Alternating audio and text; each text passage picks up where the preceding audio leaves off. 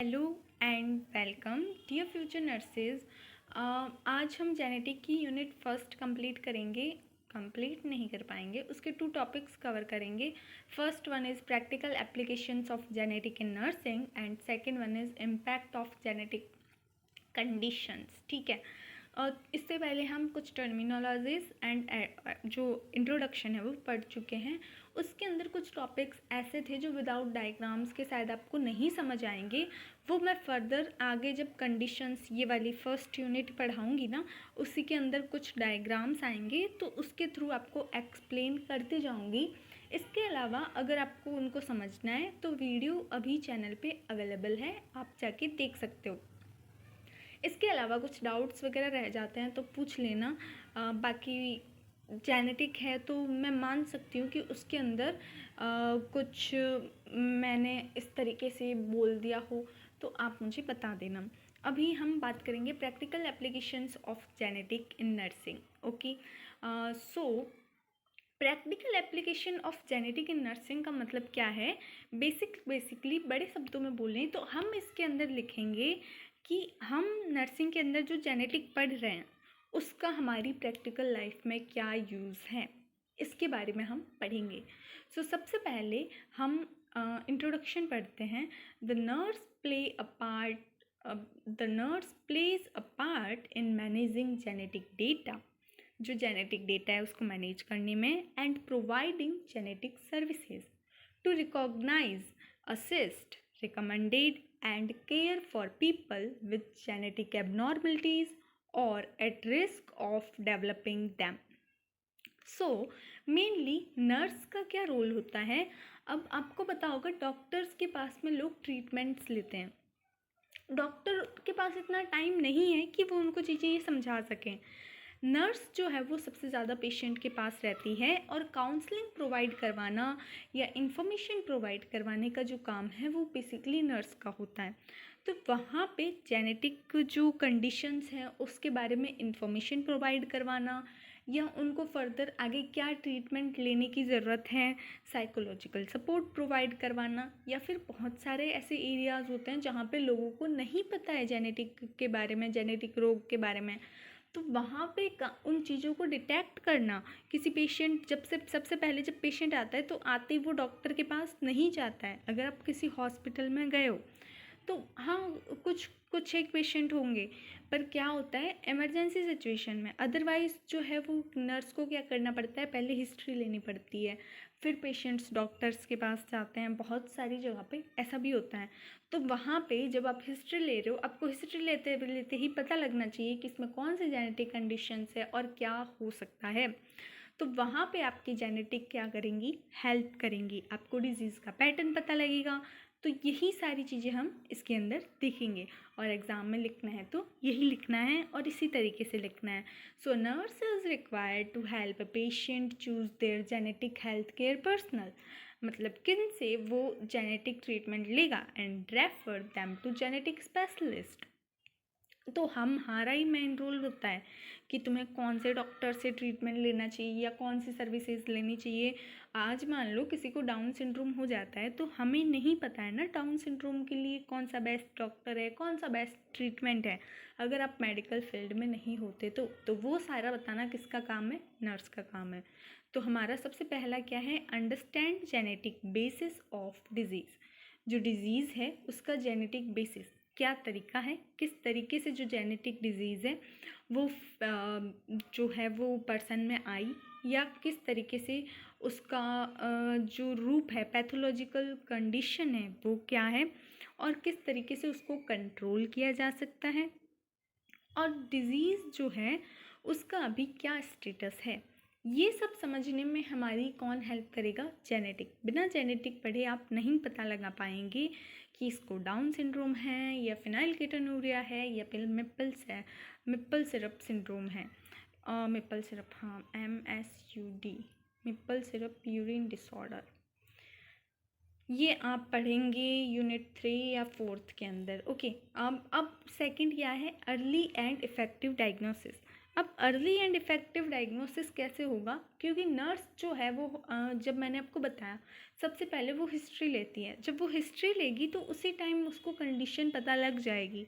तो उसका जितना जल्दी हो सके आपको अर्ली और इफ़ेक्टिव डायग्नोसिस जो है, अर्ली अगर डिटेक्ट हुआ कि इसको ये डिज़ीज़ है तो उसका जल्दी डायग्नोसिस भी हो सकता है।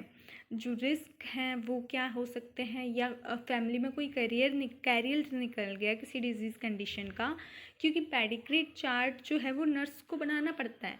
वहाँ पे आप पता लगा सकते हैं कि किस में कितना रिस्क है, कौन सी टेस्टिंग प्रोवाइड करवानी है। ये सब कैसे पता लगेगा, ये सब कब पता लगेगा आपको, जब आप पेशेंट की हिस्ट्री ले रहे हो और आपको जेनेटिक में आपने जो पढ़ा है वो एग्ज़ाम में पास होने के लिए नहीं पढ़ा है, इन्फॉर्मेशन के लिए पढ़ा है। तो आप वो इन्फॉर्मेशन जब पेशेंट बताएगा तो उसकी जब इन्फॉर्मेशन फिल करोगे, करते करते ही आपको पता लग जाएगा कौन सी कंडीशन है। ओके, तो इसमें कौन हेल्प करता है, जेनेटिक हेल्प करती है। फिर हमारा थर्ड वन क्या है, कॉन्ट्रीब्यूट्स टूवर्ड्स हेल्थ प्रमोशन।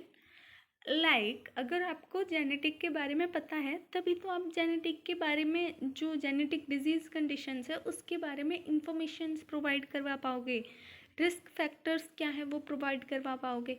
जब आपको पता है कि लॉन्ग टाइम तक अल्कोहल कंज्यूम करने से या प्रेगनेंसी में अल्कोहल कंज्यूम करने से जेनेटिक डिसऑर्डर्स हो सकते हैं, या फिर कुछ ऐसी कंडीशंस आपको पता है जो विटामिन ए की मेडिसिन्स होती हैं वो अगर प्रेगनेंसी में ली जाएं तो उसके साइड इफ़ेक्ट्स होते हैं, उससे बच्चों में क्या क्लेफ्ट लिप वगैरह देखने को मिलते हैं। तो अगर आपको ये सारी चीज़ें पता है तभी आप जो है वो लोगों को बता पाएंगे, जो हेल्थ प्रमोशन है उसको इफ़ेक्टिवली कर पाएंगे। जब आपको पता ही नहीं है तो आप ये सारी चीज़ें नहीं कर पाएंगे। तो उस पर हमारी कौन हेल्प करेगा, जेनेटिक हेल्प करेगा। So contributes towards health promotion and genetic aspects, मतलब उसका जेनेटिक एस्पेक्ट्स क्या है। हमारी जो थैलिडोमाइड नाम की एक ड्रग होती है जो क्यों दी जाती है, लेप्रोसी में दी जाती है। लेप्रोसी यानी कुष्ठ रोग, ठीक है, जिसके अंदर हाथ की अंगुलियां जो हैं वो यूं मुड़ सी जाती हैं, बेसिकली चेहरा बिगड़ सा जाता है। तो उसमें ये मेडिकेशंस दी जाती हैं। पर यही मेडिकेशन अगर कोई प्रेग्नेंट लेडी ले तो उसके बच्चे के अंदर सबसे ज़्यादा जो है वो म्यूटेशंस देखने को मिलेंगे। हाथ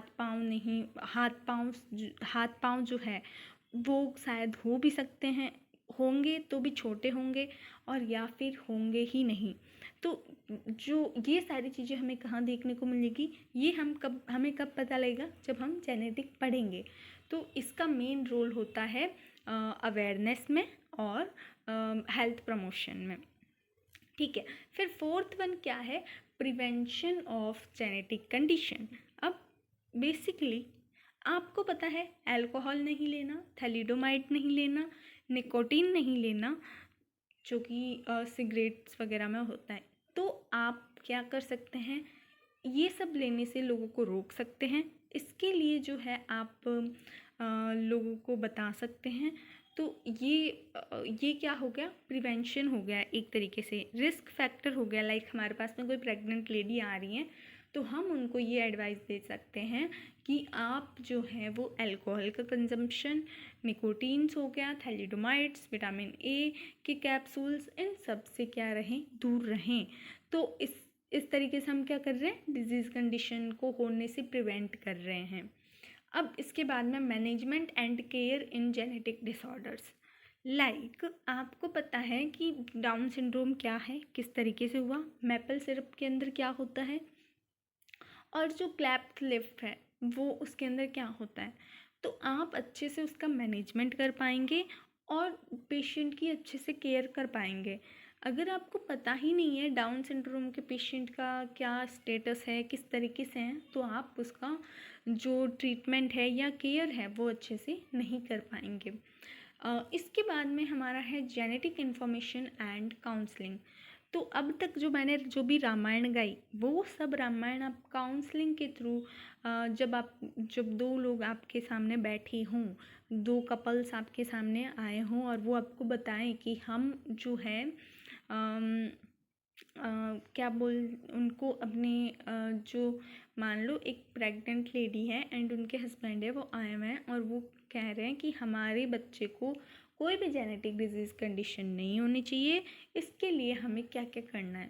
आप उसके लिए काउंसलिंग प्रोवाइड करवा सकते हैं। या फिर उनका जो बेबी है वो डाउन सिंड्रोम से डायग्नोस हो गया है, तो उस टाइम आप क्या काउंसलिंग प्रोवाइड करवाएंगे, क्या इन्फॉर्मेशन प्रोवाइड करवाएंगे, ये आप सबको कैसे पता होगा, जेनेटिक जो है उस सब्जेक्ट को पढ़ने के बाद में पता लगेगा। और दूसरा, रेफरल सर्विसेज, लाइक कौन सी सर्विस आपको आपके लिए बेस्ट रहेगी, कौन सा ट्रीटमेंट बेस्ट रहेगा, और हम कोई स्पेशलिस्ट जो है हमारे नोन में वो भी हम उनको रेफ़र कर सकते हैं अगर हमें जेनेटिक के बारे में पता है। बेसिकली अगर आपको किसी चीज़ के बारे में पता है तभी आप कुछ बता पाओगे, नहीं तो नहीं बता पाओगे। तो ये सब आपका था social and ethical issues in genetics. ये क्यों है? So there are number of social and ethical concerns that are critical to the treatment of people with genetic disease. Because of this, studying genetics will help a nurse to develop an understanding of social, legal, and ethical issues associated to genetics, such as the consequences of people, groups, and societal sum of which are specific to genetic condition and their effects on individual groups and community.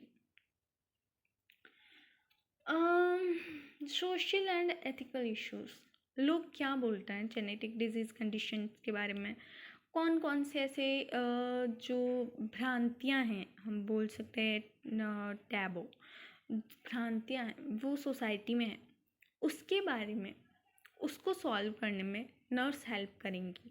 Like किसी को down syndrome हो गया और उनकी family वाले क्या बोल रहे हैं कि पुराने जन्म का कोई पाप होगा, इस वजह से हो रहा है, या फिर उस बच्चे को, उस माँ को किस नज़रिए से देख रहे हैं, एक बोल सकते हैं दानव की नज़र से देख रहे हैं या फिर अशुभ नज़रों से देख रहे हैं।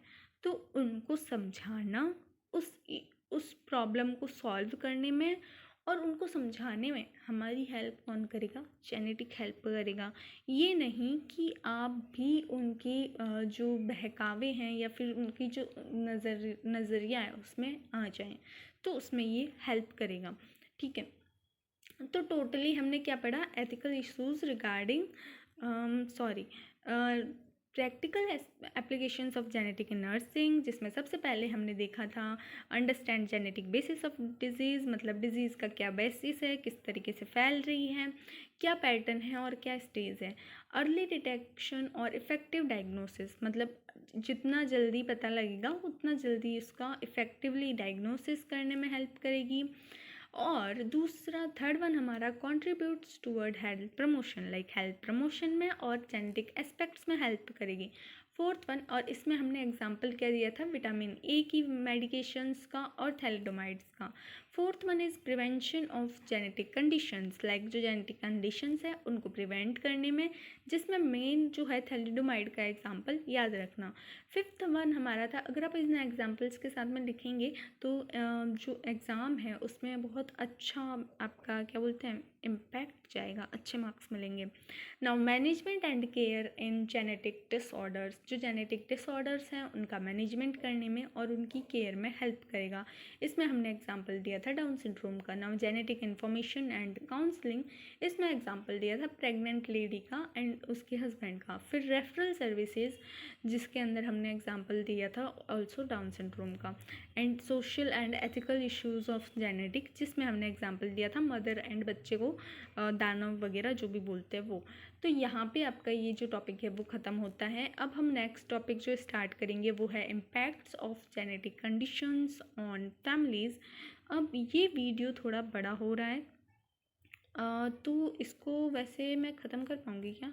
हाँ ठीक है, कर दूँगी, ज़्यादा बड़ा नहीं है, चलो 5-10 मिनट लगेंगे। Impacts of genetic conditions on families. अगर किसी पर्सन को जेनेटिक कंडीशंस हो जाती हैं तो उसकी फैमिली पे क्या इम्पैक्ट पड़ेगा और किस तरीके से उसकी फैमिली प्रभावित होगी। इम्पैक्ट मतलब प्रभाव, तो उसको हम पढ़ने वाले हैं। अब मान लो किसी पर्सन को फैमिली में क्या हो गया, डाउन सिंड्रोम हो गया। डाउन सिंड्रोम का एग्जांपल इसलिए दे रही हूँ क्योंकि नए नए बच्चों डाउन सिंड्रोम के अलावा आपको जेनेटिक की इतनी ज़्यादा कंडीशंस पता नहीं होगी। तो डाउन सिंड्रोम हो गया, अब उसके घर वालों पे सबसे पहले तो जो जेनेटिक कंडीशंस होती हैं उनका ट्रीटमेंट बहुत ही महंगा पड़ता है, ठीक है, और इजीली इनको ट्रीट भी नहीं किया जा सकता। तो सबसे पहले तो क्या होगा, पैसे की कमी होगी, क्योंकि जो ट्रीटमेंट है उसमें ही ज़्यादा पैसा लग रहा है। तो ये हमारा क्या फ़र्क पड़ जाएगा, इकोनॉमिकली इम्पैक्ट पड़ जाएगा। दूसरा, जब घर में कोई परेशान है, बीमार है, तो उससे घर वाले एक तो इतना पैसा भी लगा रहे हैं और दूसरे जो लोग हैं वो भी बहुत सारी बातें बना रहे हैं। तो सोशल इम्पैक्ट पड़ रहा है। इस वजह से क्या हो रहा है, सोसाइटी का प्रेशर और इतना पैसा लगा रहे हैं, उन दोनों की वजह से क्या हो रहा है, उनका जो सोशियोलॉजिकल एस्पेक्ट्स है वो चेंज हो जाएगा। सॉरी, साइकोलॉजिकल इम्पैक्ट पड़ेगा उनके ऊपर, उनकी फैमिली जो है उनके ऊपर भी, उनको भी एंजाइटी या फिर ये सारी फ्रस्ट्रेशंस, साइकोलॉजिकल इम्पैक्ट उनके ऊपर पड़ेगा। अब फोर्थ वन जो है वो फिज़िकल एंड कॉग्निटिव इम्पैक्ट, ये जो है वो उस पर्सन पे पड़ेगा, इवन फैमिलीज़ पे भी पड़ेगा। फैमिलीज़ का देख रहे हैं ना, कॉग्निटिव इम्पैक्ट लाइक इमोशंस जो है वो उनके, या फिर उनका जो फोकस है वो कम हो जाएगा। फोकस कम क्यों होगा, अटेंशन पावर कम हो जाएगी। क्यों कम होगी, क्योंकि ध्यान तो सारा कहाँ पे लगा हुआ है, पैसा जा रहा है, लोग पता नहीं क्या बोल रहे हैं, दिमाग ठीक नहीं है। तो इस वजह से जो है वो लर्निंग डिफ़िकल्टीज़ आ सकती हैं, या बहुत सारी कंडीशंस जो है वो हमें देखने को मिल रही है। हम यहाँ पे ऑन फैमिलीज़ देख रहे हैं, ठीक है, बच्चे पे नहीं देख रहे। अगर हम देखते कि impacts genetic conditions on families की जगह ऑन पेशेंट लिखते तो उसके अंदर हम लिख सकते थे कि पेशेंट को ये होता है, बट हम यहाँ फैमिली का देख रहे हैं। तो सोशल इम्पैक्ट के अंदर क्या है कि कल्चरल और फैमिली का ये जो फैमिली का जो स्टेटस है वो सोसाइटी में चेंज हो जाएगा। इकोनॉमिक में ऑब्वियसली पैसे पे फ़र्क पड़ेगा, और फिजिक्स साइकोलॉजिकल में क्या होगा, एंजाइटी, फ्रस्ट्रेशन, इवन फियर, ये सारी कंडीशंस देखने को मिलेगी। फिज़िकल या कॉग्निटिव के अंदर क्या इम्पैक्ट देखने को मिलेगा, डिप्रेशन मान लो अगर हो रहा है, फैमिली में किसी मेंबर को जेनेटिक कंडीशन है, इसकी वजह से किसी को डिप्रेशन हो गया, या फिर मोस्ट इम्पॉर्टेंट क्या देखने को मिलेगा, अटेंशन पावर कम हो जाएगी, जिसकी वजह से लर्निंग डिफ़िकल्टीज़ आ सकती हैं, या फिर मेमोरी लॉस वाली कंडीशंस भी हो सकती हैं। स्ट्रेस कुछ कुछ क्या क्या नहीं करवा सकता। तो ये सारी कंडीशंस हमें क्या देखने को मिलेगी, फैमिलीज़ में हमें देखने को मिलेगी। अब हम ये आपकी जो भी है ये थ्योरीज थी, इसकी सोशल इम्पैक्ट है, family makeup, social impact can range from minor to severe, थोड़ा भी हो सकता है, ज़्यादा भी हो सकता है, ठीक है। Like decline in family and unity, like कुछ लोग होता है ना कि हाय रे इनको नहीं बुलाना है, इनके तो ये हो रखा है, तो वो वाली सिचुएशन आपको ट्रॉमा दे सकती हैं। इकोनॉमिक इम्पैक्ट, जो पेशेंट होता है उसकी डाइट पूरी तरीके से अलग होती है, टेस्ट अलग होते हैं, महंगाई, इस वजह से इकोनॉमिक इफेक्ट पड़ेगा। साइकोलॉजिकल इम्पैक्ट, जो फैमिली मेम्बर हैं उनको जो है वो या तो वो इग्नोर करेंगे, दुख मनाएंगे, और क्या कर सकते हैं। फिज़िकल एंड कॉम्पिटिटिव में मतलब हेल्थ इश्यूज़ देखने को मिल सकते हैं। अगर कोई ओल्ड एज पर्सन है तो उसको तो हेल्थ इशू पक्का देखने को मिलेंगे, बाकी तो ये सारी जो चीज़ें हैं वो होंगी। और ये आपका यहाँ पे टॉपिक कंप्लीट होता है। अब हम देखेंगे रिव्यू ऑफ सेलुलर डिवीज़न, जो कि मैं ज़्यादा लंबा नहीं करवाऊँगी, काफ़ी जल्दी ख़त्म कर दूँगी। अब रुकना एक बार, ये क्या हो गया, हाँ मैं उस टाइम पे बता रही थी ना, ये सेल है, इसके अंदर जो भी ये जितने भी क्रोमोसोम्स दिख रहे हैं, जो भी इंफॉर्मेशन है वो आपकी जीनोम है। इसके अंदर ये क्रोमोसोम है, क्रोमोसोम का कुछ पार्ट है वो क्या है, डीएनए। इसमें से कुछ पार्ट इसका क्या है, मान लो ये इतना सा पार्ट है, ये क्या कर रहा है, इन्फॉर्मेशन को एक से दूसरे में पहुंचा रहा है, तो ये क्या हो गया, जीन हो गया। और बाकी ये जो भी ये कच्चियाँ पच्चियाँ जो भी हैं, ये सारा जो भी है इसके अंदर, वो सब क्या है, जीनोम है, पूरी की पूरी इन्फॉर्मेशन। ओके, यहाँ पे हमारा ये जो है वो कंप्लीट करते हैं।